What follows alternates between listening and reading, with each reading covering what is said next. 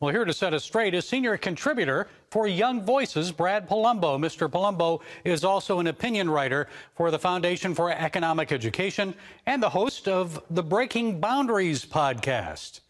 Brad, it's good to talk with you again. So let's look at several of these proposals in Biden's plan. First, stimulus. Do you really think people need $1,400 more per person in stimulus money?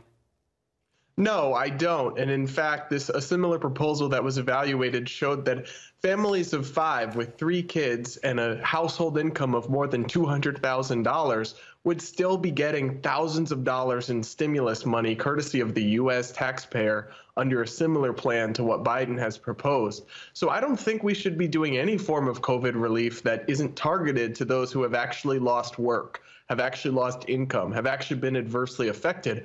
Otherwise, you're just spraying around taxpayer money like candy on Halloween, and that is absolutely not fiscally responsible. Okay, Brad, let's talk about this. So, more generous unemployment benefits for those who've lost their jobs because of the pandemic lockdown. So, after all, about 1.5 million additional Americans have filed unemployment claims since the first of the year. So, what about that? Is that a good thing? Well, so we do have an unemployment system for this exact reason, but I have some concerns about the extent to which Biden wants to supercharge it with a $400 a week supplement. This would actually mean that for many workers, they would get close to 90 or in some cases even 100% of what they previously earned actually working at their jobs. They would get that much just from a check from not working. And Biden wants to put that in place through September 2021. That's a pretty obvious labor disincentive that I think would really put a slow on the economy when what we want to be doing is revving up the labor market. So we should not be expanding massively the unemployment welfare system at this time. We should be keeping it confined to its original purpose and system. How about hard-hit states and local governments? Now, Biden is proposing $350 billion for them to bridge budget shortfalls. What about that one? Well, so it's kind of based on a false premise. When you look at the actual tax data, in many states, tax revenue it fell initially, but has since gone up significantly. And most states don't actually have a budget crisis. So this money that Biden wants for quote unquote state and local government relief is actually mostly for bankrupt blue cities and states like New York City and California, who had these huge gaping budget holes before the COVID pandemic. And this is kind of a sly way of shoveling them that money in the name of an emergency when it's really just a blue state bailout at the expense of federal taxpayers, which is just not fair. I mean, if you're in Florida and your state has managed well, and why should you have to pay more taxes for another state not having to deal with the consequences of their own governance? So it's really rewarding bad budget behavior then, is it not?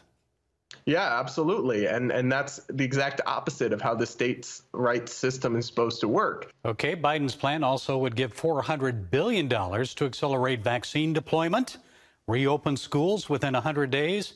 How valid is that expense? I think nobody really objects to money for vaccines and testing. I think that's pretty valid across the board. I recognize the money with the schools is a little bit more of an eye raise because in theory, I think I'm fine with that. Everybody wants to get the schools reopened, but will teachers' unions actually do it, or will they just take the money and then continue to hold out forever and refuse to open schools with unreasonable demands, which is what we've seen in states across the country. So I'm a little bit more wary about funneling money to the schools unless you can get some ironclad, concrete promises that they're going to be reopening. Otherwise, I think you're just giving cash to teachers' unions, and they'll keep holding our school system hostage. And what about raising the federal minimum wage then to $15 per hour? How likely is that a wage increase of that size would actually result in higher unemployment? It's madness. That would be a harmful and highly controversial policy in normal times, but to double the federal minimum wage at the exact moment that small businesses across the country are on the brink of collapse, over 100,000 small businesses have already closed their doors, and 60% say that they think they won't make it through June 2021. You think that doubling their wage bill right now is a good idea? To me, it's madness, and I think they know that it is, or they wouldn't be trying to sneak it into a package. But the reality is it would put millions of Americans out of work, and it should not be passed under the name of COVID relief. Brad Polumbo, senior contributor for Young Voices.